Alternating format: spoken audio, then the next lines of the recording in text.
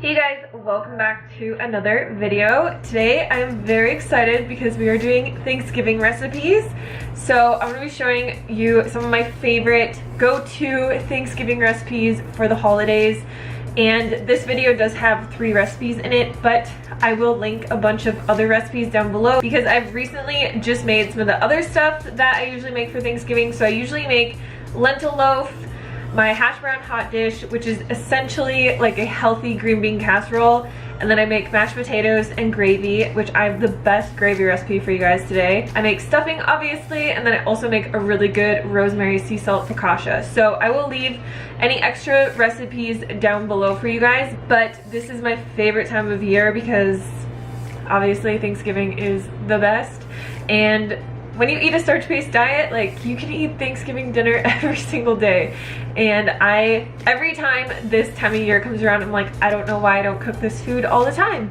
And I think once we have our bigger house, I definitely will. So just a little reminder for anybody who missed my last video, if you want to sign up for 50% off me and Kiki's brand new video course, Eat More, Way Less, and our book Lean for Life, it will be coming out on January 1st, but if you sign up for our email list and opt-in sheet, you will get 50% off when it releases. So I will leave the link down below for you guys to do that. Also, if you aren't already, make sure you are following me on Instagram. I post tons of stuff in my stories every day about like what I'm eating, my exercise routine, recipes, stuff about our life and our house and our homestead and my garden and cats and all of those things. So make sure you go follow me on there. It's just at High Carb Hannah. And I think that's it. So without further ado, let's jump into the recipes.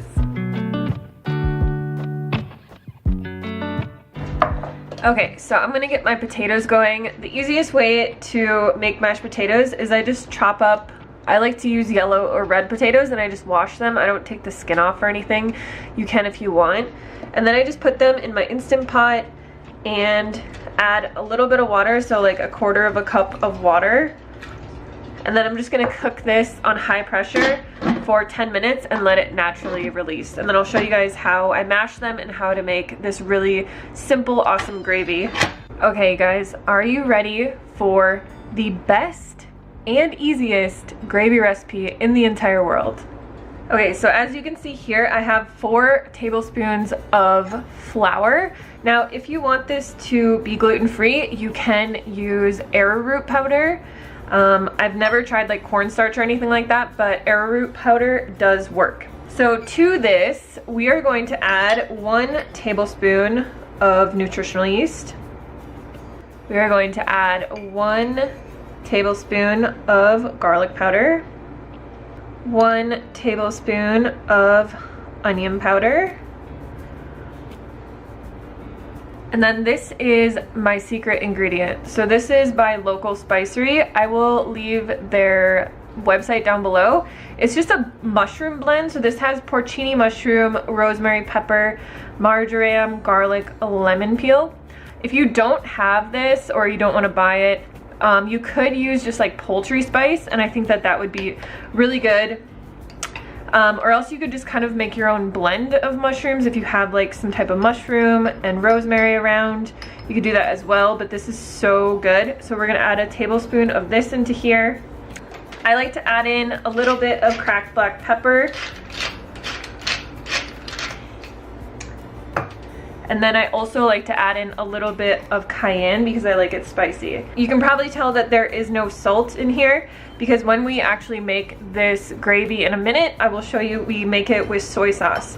So there's different variations of this. You could add like smoked paprika to this to give it more like a smoky flavor.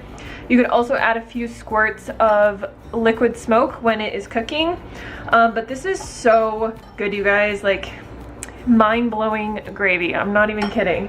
And the way that I store this is I just put it into a little jar like this, and then whenever I want to eat mashed potatoes and gravy, I just take out a little bit and mix it up and pour it over top, and it's so easy. It's not like I have to cook a bunch of mushrooms or blend anything. It is so simple and so freaking delicious. Like, I'm not even joking. Probably one of my favorite recipes I've ever come up with. So just like that, I will store this just dry. And it's nice because you can take it places. You control the ingredients that obviously go inside of it, so you can play around with it and add like sage or thyme or Italian seasoning. And yeah, that's pretty much it. This will make 4 servings, so get creative, guys, and I definitely recommend that you try it. Okay, so to make this gravy, all we're going to do is add a tablespoon of soy sauce. All right, sorry, my dog started barking. So you want to do this before you put it in the pan. You want to add a tablespoon of soy sauce. You'll just want to whisk it together. I like to add about half a cup of water total because this is going to cook down a lot. Okay, so I have just actually sauteed these mushrooms in this pan, and this pan has all the mushroom flavor still on it, so I know the pan looks dirty, but this is actually like a ton of flavor that you just do not want to throw away. All right, so to cook this, we are just going to add this into our pan. We're essentially just going to bring this up to a boil and let it cook down until it thickens. So if you have any chunks, you just want to kind of smooth them out before it starts to get too hot. But see how it's thickening so much already? So we're gonna add some more water into here. And this is like something that you kind of just really have to intuitively do until you get it the thickness that you want. And you can taste it, add more salt if you want, and just kind of play around with the seasonings as it goes. And it's just really gonna depend on what consistency you want, but I would think overall, so I would say that I add, you know, half a cup of water when I mix it dry, and then I add probably another half a cup of water while it's in the pan. And I think I added about another tablespoon of soy sauce. So this actually looks really good. This is the consistency that I want, so I'm just gonna take this off of here. All right, so our potatoes are done. And this is just the simplest thing ever. So I'm just gonna add a tiny bit of garlic powder into here. I also love to add the juice of half a lemon. It just kind of gives it this nice tanginess. And then I'm just going to add in a little bit of soy milk, and I'll just add this as I mash.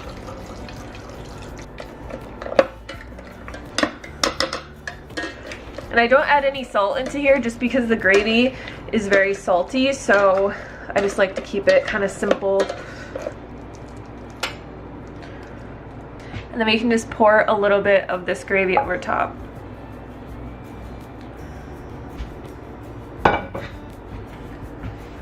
And then I always just like to add a little bit of black pepper on top.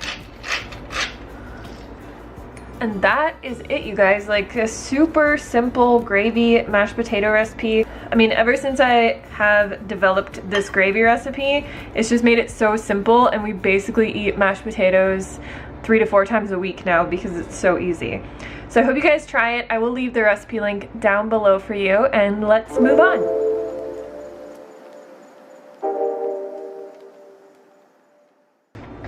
Okay guys, so we are gonna start this off by making the focaccia, and this is something that I actually weigh out on a scale because it just makes it so much easier, because bread needs to be very specific.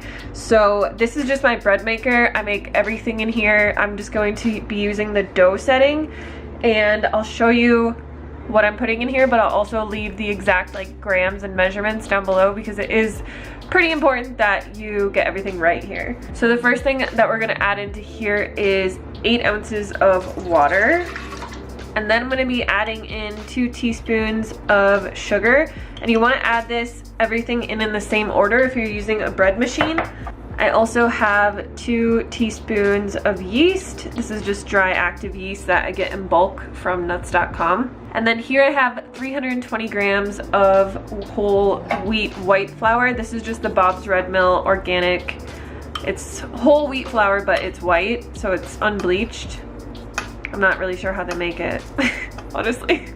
And then what I do to make a really good bread is I actually add in 40 grams of vital wheat gluten, and I feel like this just gives it such a better like bounciness, And this is actually the recipe that I use for everything. So like if I make pizza dough, I use this recipe. It never changes. And then lastly, we're going to add in a teaspoon of salt. So you just don't want the salt and the yeast to be together because they can deactivate each other. All right, so we're just gonna put this on the dough setting. I actually never really even let it go all the way. I just let it mix and get everything nice and like perfect into a dough, and then I take it out. I don't let it ferment. So we'll let this do its thing and we will be back. Okay, so now that our dough is all mixed, I will show you guys how we make this focaccia. So I just like to take a little bit of the flour that I used and put it down on a clean surface. And then I'm just gonna roll this in the flour so that when it poofs in the pan before we bake it, it won't stick to the pan, and then you don't have to use oil. All right, so I'm just gonna use a little baking pan like this. I'm going to add a little bit of extra flour into the bottom. Again, you could use a little bit of spray oil if you want, but I'm just going to kind of push this out. And then I'm just gonna cover this with a piece of cling wrap and let this rise for about an hour. So it should, by the end of this, I'll show you, it will like cover this entire pan. And then all we need to do is just bake it.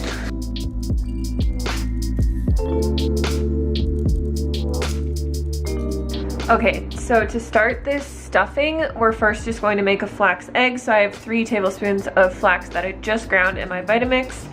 And I'm just gonna add some of my vegetable broth to this. I never really measure this, but you wanna add about 6 tablespoons of water per 3 tablespoons of flax. So we're just gonna let this sit and become very gelatinous. So to start this saute, I'm just gonna add a little bit of soy sauce. I like to cook stuff in soy sauce because it just gives it more flavor than water. So I have a small yellow onion that I diced here, and then 4 cloves of garlic. We're just gonna add this in here and let it saute for about 5 minutes until it becomes nice and fragrant.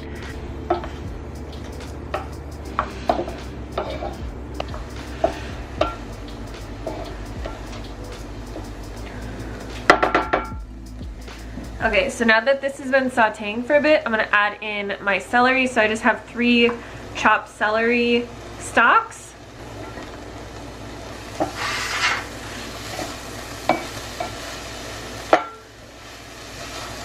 All right, so this is smelling really good. I'm just gonna add a spritz of water to this pan to get all the stuff stuck on the bottom off. And then I'm just going to mix all the rest of the ingredients in this pan before I transfer it to the baking dish. So the recipe actually does call for mushrooms. My husband hates mushrooms, so I'm actually just going to cook them separately and then just eat them with my stuffing. But here I have, this is just a can of lentils that I rinsed and drained. It's about 3 cups of lentils. And then here I have a cup of wild rice blend that I cooked. So this is half a cup dry, and I just cooked it by putting half a cup of the wild rice in my Instant Pot and 1 cup of water, and I cooked it for 20 minutes. So then we have 1 medium chopped sweet potato, and you just want to cube it really small because this is going to cook when it's in the oven. Like, look how colorful and beautiful this looks. It's just like hashtag health, man. All right, and then we're gonna add in our spices. So I have some garlic powder, fennel, dried rubbed sage, and then dried thyme.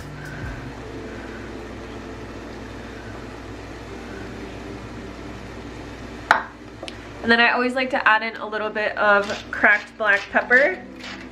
And then lastly, into this pot, we are going to add our flax eggs. So see how thick this thing has gotten? This is what's going to just help bind all of our ingredients together as it cooks in the oven. It smells so much like Thanksgiving in here with the thyme and the rubbed sage. Oh my gosh. So you just want to mix this up on the stovetop as good as you can. All right, so I have a 9x9 baking dish here, and I'm gonna put everything that we just cooked into the very bottom of this.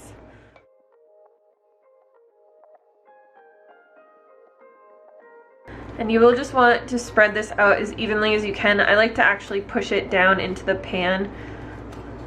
And then here I have 6 slices of Ezekiel bread. So I'm just gonna use this to top.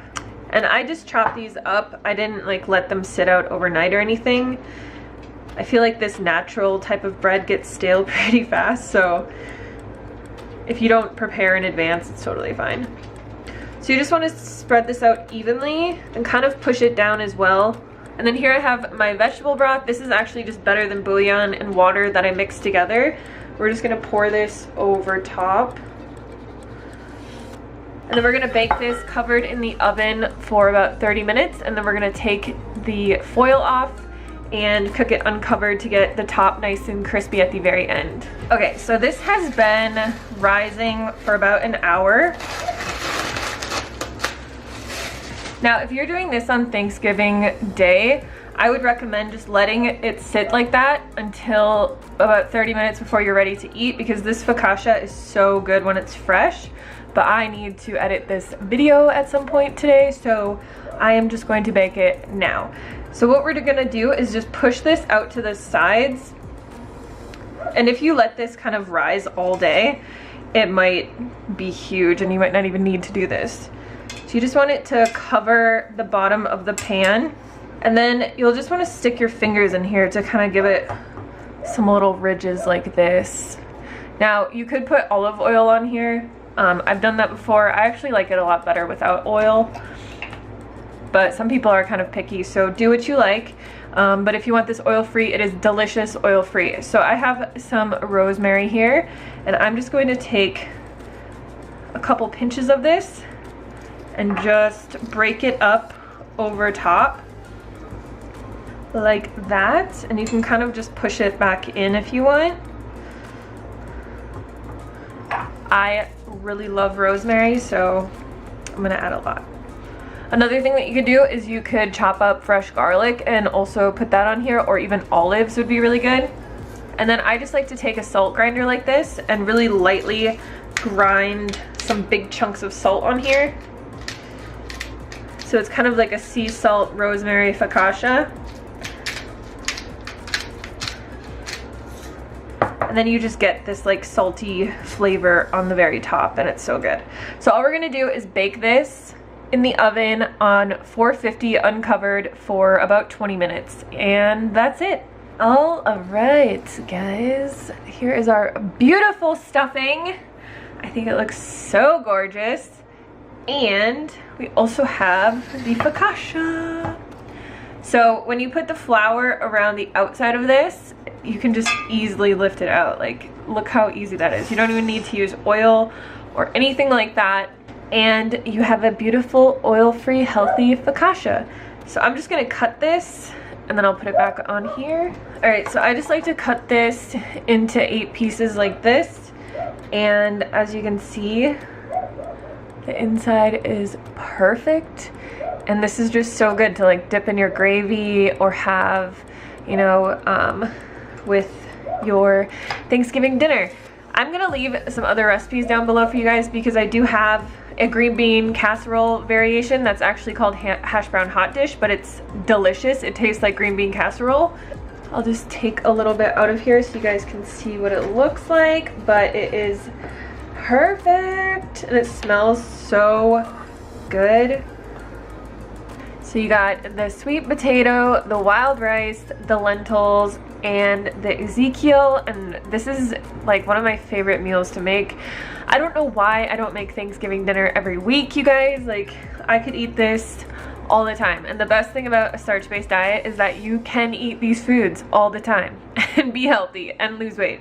So that is it for this video. I hope you guys enjoyed this little Thanksgiving dinner thing, and like I said, I will leave more recipes down below for you guys. I do have some pumpkin pie things that I made one year, and we usually make lentil loaf with all of this. So yeah, I hope you guys have a great Thanksgiving. I hope you try these recipes and that you enjoy them. If you do, tag me on Instagram. I would love to see them, but I'm gonna go enjoy this delicious food, and I will see you guys on the next video.